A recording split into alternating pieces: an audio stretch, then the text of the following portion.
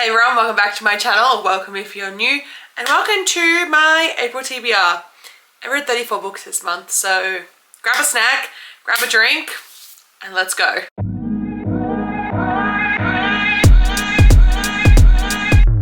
Okay, I'm so fully aware that 34 books is an obscene number of books. However, I did do a lot of audiobooks this month, and I was really just prioritizing my reading, like taking things off my TBR. I really whittled down a lot of my digital TBR this month. I read a lot, but I also like removed a lot of books that I knew I would never get to. I didn't really make too much of a dent into my physical TBR, but in May I will be. So yeah, there's a lot. I was really trying to get into some other backlogs that I hadn't finished yet. So overall, I'm really happy with what I read. I think I had a pretty good reading month. According to my digital spreadsheet, I read about 12,000 pages this month, and my average rating was a 3.9, which I think could potentially be like my highest. However, as a TBD, I had no DNFs, so that's interesting as well. And looking at my 3 physical books, 16 audiobooks, so this is where like a majority of my reading comes in, like because half of it is audio, and then 17 ebooks. So do that information what you will. Because there is so many, I'm just gonna work from like start to finish. I started the month out with reading Heartbreak Up by C.W. Farnsworth. So I really wanted to read King of Country, and I heard that the recommended reading order is to read Heartbreak Up, 6 Summers to Fall, and then King of Country, which is what I did. But Heartbreak Up I gave a 4 stars. I really enjoyed this. This is kind of a second chance romance in a sense.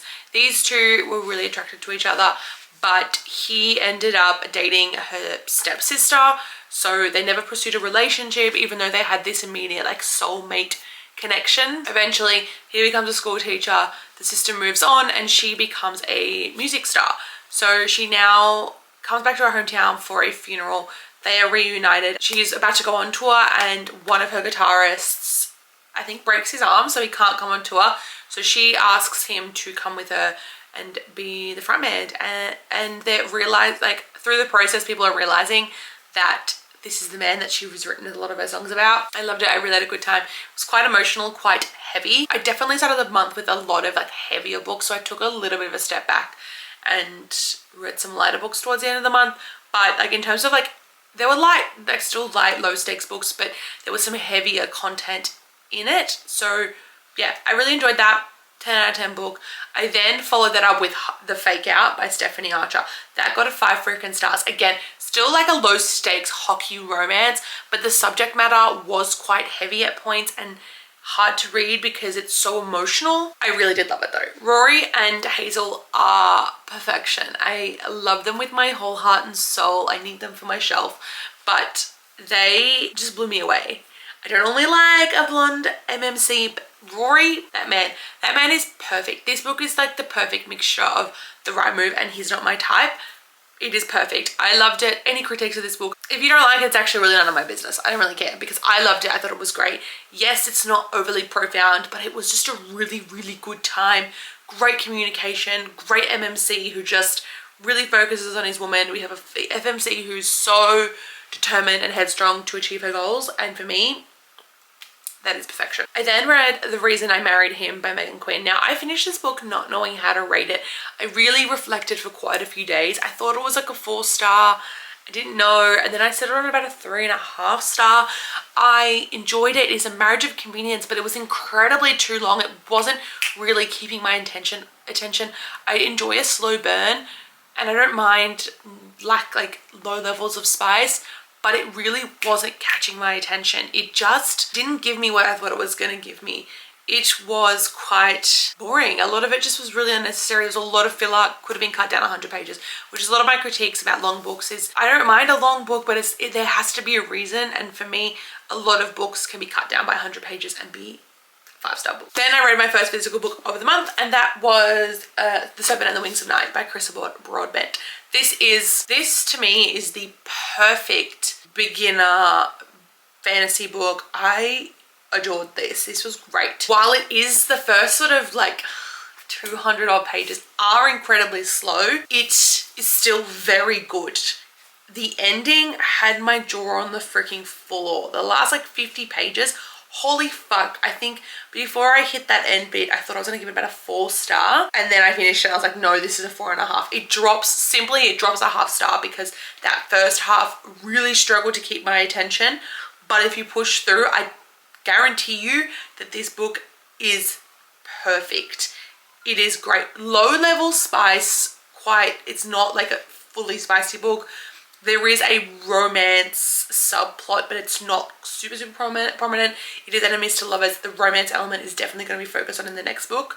But this was so good. It is like vampires meet Hunger Games. So if you've read the Hunger Games and you like vampire books, this is perfect. I think, yeah, definitely if you've consumed the Hunger Games in either book or TV or movie format, you'll enjoy this. This is very good. Now, I do own the first book in this series physically. I bought this from Fiction and Friction. It is also signed by Tate James, which is kind of cool, at Babe, but I didn't read this physically. I didn't realize how big the writing is, which is nice. So you could easily read this physically, and it's a nice fluffy book. Anyway, I'm getting distracted. But I binged this whole series via audio because that is the way I think you should consume this series and most of Tate James's books, because the audiobooks are fantastic. Now, I read Madison Kate and Hades in 2021. Really enjoyed them. Madison Kate's probably my favorite of the two, but I read The Guild middle of last year. I think it was June last year when I read it, and I wasn't wowed. But The Boys of Belrose, I really enjoyed. It's quite, again, heavy subject matter. There is just a little bit more depth in this series, and I think that's part of its appeal with Jam and Eve. It just adds that little bit of extra emotional elements. But I gave all of these books 4 stars. They are great. They are full cast narration, which just ups the ante for me. They are great. This is a Why Choose a Romance between Billy Belrose and the Boys of Belrose band. They are named after her. One of the frontmen of Belrose is her childhood crush, and she's running away from this guy that was also one of the best friends, who's a part of like the Italian mafia. So she hides with the band, and a lot happens, a lot unfolds. Obviously each book ends on a cliffy, but they are nice and short. Like, this book looks thick, but like I said, the writing is very, very large, and the audiobooks just fly by. They are, I think, like 8 hours long, so they're very, very palatable, very digestible. I really recommend this series. If you don't know where to start with Tate James, or you've never read a Why Choose, I would start with this. This is not connected to the Shadow Grove series, so this is a great place to start. Otherwise, you could definitely start at Madison Kate and go all the way through. I only have left now the Heist series, the Valenchek trilogy, which is an MF romance, not a Why Choose. I then read a book that I was really highly anticipating. It had been on my radar since last year, thinking it was going to be an absolute banger. It is late brother's best friend. She is older, but it just under-delivered for me. Got a 3.5 stars. That was Rain Me In by Kayla Gross. This had so much potential. The spice was great. The plot was great. There was so many good elements, but for a short 300-page book, it still felt really slow and too long. There is definitely a way that this could have been shorter, more refined, and better, but there was parts of it that I felt like were missing, even though it felt too long. I don't know, it was a little bit messy. It just, something about the pacing seemed off. Something about everything that was in it seemed a little bit off. I don't know how to explain it though. I would recommend checking it out though. It is probably just me being fussy. Sorry, I lied. I didn't give it a 3.5. I gave it a 3 stars. Books 2 and 3 of the Hell's Bells series by Sarah McLean. So Heartbreak Up, for me, that was a 3.5 stars. I enjoyed it. What happened in that book? I read it at the start of the month and now I've forgotten what happened. It didn't wow me. She is like the person that breaks apart marriages, or like betrothed marriages, and he's like tasked with like uncovering her identity, something along those lines. I really don't remember, but it didn't wow me, so it got a 3.5 stars. It didn't have enough charm, but the knockout I loved. That got a 4 stars. So much romance, so much beautiful angst. Really, really, really good. I loved it. I really recommend this series as a whole. They don't have the same level of charm as Tessa Dare for me at this point. I haven't delved into Sarah McLean's backlog enough, but they have strong FMCs, which is a requirement for me with historical romances. They have funny moments, a really good cast of characters. I think the knockout was so sweet because all the husbands are there and it was just, I really loved it. I've recently signed up to Libra FM for audio arcs. So I read 2 audio arcs this month, and I read 3 audio arcs this month, but started with Home is Where the Bodies Are by Geneva Rose. This is great. This is a lot of unreliable narrators. You have no idea what's going on, but I only gave it a 4 stars. For me, The Perfect Marriage was really, really good. I was so enthralled by that. This was good. It had that like quirky 90s film camera element, but it just didn't blow me away. I kind of guessed the ending to a degree. I loved the ending. It was a great thriller. It's about this girl ends up missing years ago. No one knows whatever ended up happening to her. So it's like uncovering like what happened in the past. Their dad also went missing. So a lot happened. I recommend checking it out because I can't really say much without giving it away. But I also read Wedding Issues by Al Evans. This is a debut novel and I thought it was fantastic. I gave it 4.5 stars. This is not a spicy book. It's not necessarily a romance. I would say this is like a chick lit book. There is a romantic love interest. There is like a love interest, but not much happens with that. It's more like a story of one female, like her journey of self-discovery and her story. It's very good. She is a about to be graduate lawyer. She has a job that she wants, but her auntie is blackmailing her. She said she'll like take the job away from her if she doesn't help her cousin get into Southern Wedding magazine. But her best friend, who's an influencer, also wants to be in this wedding magazine, so she's trying to plan both these weddings and get them in the magazine spread. But she also wants to sleep with her best friend's brother. No, sorry, she did. It's very good. I loved it. I then read 6 Summers to Fall by C.W. Farnsworth. It was so good. Again, this was another like second chance style romance. Again, heavy subject matter, and this is when I needed a little bit of a break from heavy subject matter because it is heavy. Her dad commits suicide off page. It's only got mentions, but again, it's kind of like a second chance. So they had crushes on each other, but nothing ever happened. He's now an NHL player, and she goes back to that house one night before her sister's wedding, and he is there, and she needs a fake date for her sister's wedding, so he decides to fake date her. There is also like a sister struggle with it, so it is a beautiful story of familial healing. 4.5 stars. C.W. Farnsworth is fantastic. Like, I will love everything that she ever puts out. Honestly, they're so good. Then we are at Only and Forever by Chloe Leese. This is the final book in the Bergen Brothers series. I was so sad to say goodbye to this family. But I gave this book a 4.5 stars. Now, for a lot of people, this is their favorite. But for me, it was, again, that little bit too long. And Tallulah was a little bit frustrating at times. I think like this one needed like a little bit of like a 50 pages cut out of it, and it would have been perfect. But it is still very good. I enjoyed the banter, the dynamics between all the characters as always. These two had crushes on each other. She's a thriller writer that needs some help with romance, and Vigo is a hopeless romantic. So he's opening up his bookstore. He needs help. She needs help writing this romantic thriller. So they agree to move in together and help each other with both these tasks. And along the way, they fall in love, obviously, even though they've been incredibly attracted to each other for such a long time. I then started the Calamity Montana series. I'm going to talk about these quite quickly. These are Calamity Montana series by Devney Perry.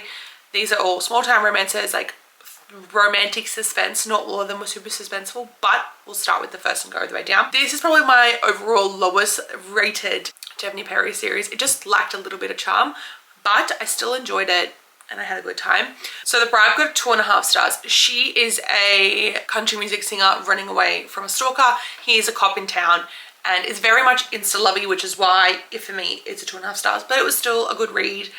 The Bluff is a Marriage of Convenience. Now, this is probably like my second favorite in the series. Second or third. This got 3.5 stars. I really enjoyed it. The drama was a little bit dramatic at times. They're trying to get custody of his daughter, and he has a bit of a rough past because he's been to prison, and his ex-wife is a pain in the ass. So it was a little bit dramatic. The daughter could have been a little bit nicer to the FMC and just fixed her shit a little bit earlier, but she is also a teenager. So what can you expect? 3.5 stars. I enjoyed that one. And then The Brazen. I wanted to love this. So much miscommunication though. And our FMC was so strong-willed throughout this entire series up to this book, like the previous 2 books. But in this book, she just became a fucking pushover. And I go, for me, it just didn't make sense for her to be that way. But I did really enjoy their romance, so I gave it a 3 stars because it was like a middle of the road thing for me. Then we have The Bully. This is actually probably very much closely ranked with The Bluff, but The Bully is, they were next door neighbors during their childhood. Now she hates him, wants nothing to do with him.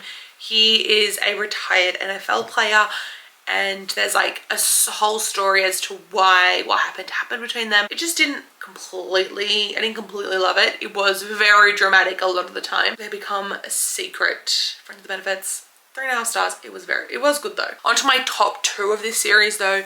The Brawl. He is a lawyer that's moved to town to start his life over after something happens in his life and wants, you know, for a start. She is a single mum who he has to sue because his client comes to him and like, you need to sue this girl, my teacher, she didn't give me an A+ on my assignment even though I deserved it, and now I'm not going to get a scholarship. So there's a lot of like unanswered things that go on throughout the book and you get all the answers by the end. I really enjoyed this, but this FMC was probably my favorite. He was such a simp for our main girl, and the plot of this book was not what I was expecting at all, but I really enjoyed it. So I got a 4 star if I didn't say. And then finally, The Brood also got a 4 stars. This is best friend's little sister. She's come to stay with him to stay, like, she's an influencer who spends 2 months in different locations, and she's staying with him while she's capturing like Montana. They very much fall for each other very quickly. I thought it was great. Like I said, 4 star. This one's probably my second favorite. The Brawl is probably my top, and then this is my second. So that's, I think, how I feel about it. That's how I feel about the Calamity Montana series. I've now completely caught up on Devney Perry's backlog. I only have her like upcoming releases to read. I then read Stay With Me by Brooke Montgomery. 4.5 stars. I love this book. It's an accidental pregnancy, but the romantic love interest isn't the dad. Quite suspenseful. I should have expected that after Come With Me and Here With Me, but it'd been so long since I read them that I'd forgotten that she writes quite suspenseful books. Crazy suspense subplot. I thought it was great. I love our MMC. He is like, protect him at all costs. He is so sweet. It is a cowboy romance. It is a best friend's older brother. They've both had like this insane attraction to each other for so long and never acted on it. I highly recommend this series as a whole. It is so good. The new book comes out this month and I'm so excited. I then read an arc by Missy Walker. So I read Finding Love. This is the final book in the Elite Mafia of Manhattan series. This has the amnesia trope. That's all I'm gonna say. This is a 3rd book in a series. I can't say too much, but I gave this a 4 stars. I really loved the journey back to love after the accident. So really enjoyed the breakdown, like the romantic pull of this book. It was so good. I listened to a non-fiction memoir. This is called The Shift by Tinks. I love Tinks. Now, I've been in a relationship for over 8 years at this point. So this is definitely like it's geared as a relationship novel. However, I would call this book a story of female empowerment and female friendship more than anything. So even if you're someone that's been in a relationship for a very long time, I still recommend this book. I think the audiobook is on Spotify. It's also on Audible. You could buy the book. I don't read my non-fiction books though, because I just feel like it's a bit icky to be reading someone's story. I read one more arc, and this is a new book in a baseball series. It is called Break the Rules by Julia Jarrett. This is a single dad romance. He gets traded to the baseball team that she works for, and her uncle is the owner, but they had previously had a one-night stand in Hawaii like months prior. This was so good. No 3rd act breakup, which is always a win for me. I loved it. Very fun, low stakes. This gets a 4 star from me. Julia Jarrett is a fantastic author. If you haven't checked her out already, I definitely think that you should. Next is my only other 5 star this month, and that is Only for the Week by Natasha Bishop. This is one of the other audio arcs that I got from Libro FM. This I read again by J.L. Seegers earlier in the year. This is very reminiscent of that. Is like a Mexico holiday for a wedding. We have our 2 main characters. Her sister is getting married to her ex-boyfriend. The MMC is the ex-boyfriend and the groom's best friend. They are into each other, but they won't admit it. They then decide, let's have a friends with benefits situation while we're here for this wedding before anyone gets here. They're there for a week before the wedding and just hanging out. The spice, oh my God. The spice had my drawer on the floor. And this man, holy moly. what he does for this, what he does for our FMC is amazing. He hires a full ass fucking yacht so she can read by the water. He packs her Kindle and the 2 paperbacks that she bought with her. They go on a private yacht for a day and she just reads and they chill. So good. He is incredibly rich. He's like a video game designer and she is a doctor who is like has a goal of opening up a female, like a woman's like health clinic for pregnant black women. So she's obviously very determined and just, she's got this zest. There is difficult mother-daughter relationships issues, which is that trigger warning out there, but there's a bit of a sister fight as well. They worked their shit out. It was great. Lots of drama, but it was very, very good. I then finally read King of Country. I know, it only took me 6 months, but we are here. King of Country got a 4.5 stars.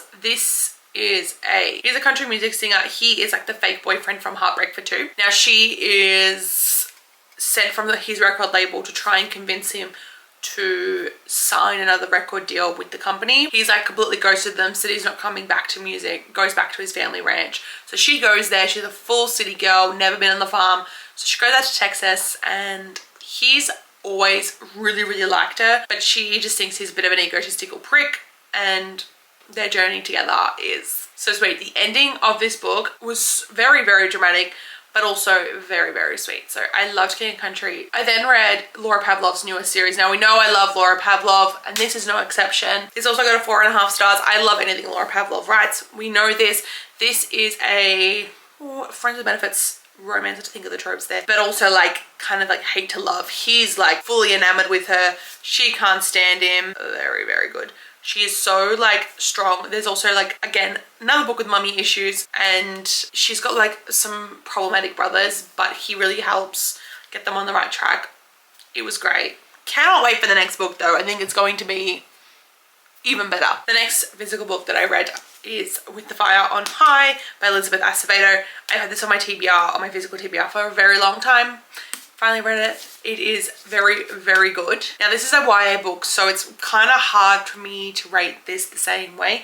But this is getting a 4 star. Elizabeth Acevedo has beautiful writing style. I loved Clap When You Land. This is just as good. The food jumps off the page. The atmosphere jumps off the page. This is beautiful. She is a teenage mum who wants to go into cooking school, falls in love along the way. She's also like finding her identity as a single mum and as a woman. It's very beautiful, but it's also very hard for me to sort of explain it because it is like a YA book by No Spice. But if you're wanting like an atmospheric, emotional read, this is the one to go with. I love it. And this cover is stunning. Like, look at that. Look at that. Beautiful. I've had this in my collection for a very long time and it was everything that I hoped it would be. It is beautiful for a reason. I listened to this book from my Libby library. It is very new released. I thought it was a debut. It is not, but it is still very, very good. It is another YA though, which is kind of interesting, but it's very, very good. It is called Every Time You Hear That Song by Jenna Voores. Now I gave this book a 4 stars. It was very good. It is for the girlies that love Evelyn Hugo and Daisy Jones and the Six. It is a queer story. It is a story about a famous country singer who has died and now there is like a scavenger hunt for all the artifacts and all the like clues to find what was inside of her like time capsule. It's very good. There is this, our main girl is determined to get this because there's like a cash prize. And her mum has battled cancer, so she's got like incredibly high medical bills. And it's also like a story of her finding herself. It was beautiful. I thought it was so sweet, but also emotional. And it's her journey to like falling in love with someone and finding her like sexual identity as well. So wholesome. 4 stars. I highly recommend checking it out if you do like Evelyn Hugo and Daisy Jones. Daisy Jones is one of my favorite books of all time. We all know this, but yeah. I thought it was so wholesome. On to a slightly spicier note, we have Just This Once by Lena Hendricks. This is part of her new small town series called The King's Family. This connects to her previous series. Obviously there's character crossovers. It's part of the out-of-towner world. This follows Whip King, who is one of like the older brothers, and he has a one-night stand with this girl. He's also like a firefighter slash EMT, and A few months go by, they don't talk to each other after that one night stand, and he finds out at like his work, like mixer thing, that she is the daughter of his boss. So they start sleeping together behind everyone's backs. The ending, oh my god, it was so good. She is also like wanting this teaching position that is potentially coming up, so she's trying to do everything right. It was very good. 4.5 stars. I love Lena Hendricks's books. They are so good. The spice was great. The communication between these two adults was very good. And I loved all the side characters as usual, and the way that it finishes up and the way that everything gets resolved. Perfection. 4.5 stars. It just didn't have that 5-star feeling for me to give it a 5-star, but it was very close. It also leaves on like a little bit of a cliffy, like there is mystery elements at play, which I'm obviously going to carry out throughout the series. I am so ready. And then the book that I finished the month on is Killer Kiss by Althorpe. Miss Althorpe, you didn't have to go this fucking hard. This gear got a 4 stars. I wasn't fully like enthralled by the first sort of like 30 to 40%. I was kind of like, can we get to it? The last 50%, great. Goodness, so good. The fucking ending, that cliffy was insane. I don't know how I'm going to survive until January, but I guess I will have to. This is part of the Same View strip series. These are all MF romances. I love this one. It was good, just not my favorite. They're all, Althorpe's books are always a great time, a really, really great time. So everything that I read this month, that is like the 34 books that I read. There is one book that is still currently reading, and that is A Love Song for Ricky Wilde. I will be finishing that off this afternoon, but it is now the 1st of May, so I cannot include that in the May wrap up. But I loved that. I will include it in my weekly vlog for this week when I rate it when I finish it, so stay tuned for that. But yeah, that is everything that I read. I hope you guys enjoyed this wrap up. It was a lot of books, it was very chaotic, but I had a really good reading month. So let me know what your top 3 books of April was. Mine would have to be Fake Out, Only for the Week, and probably Justice Once. But that's how I feel about those. And yeah, make sure you like and subscribe, and I'll see you guys in my next video. Bye guys. And my neighbors just saw me.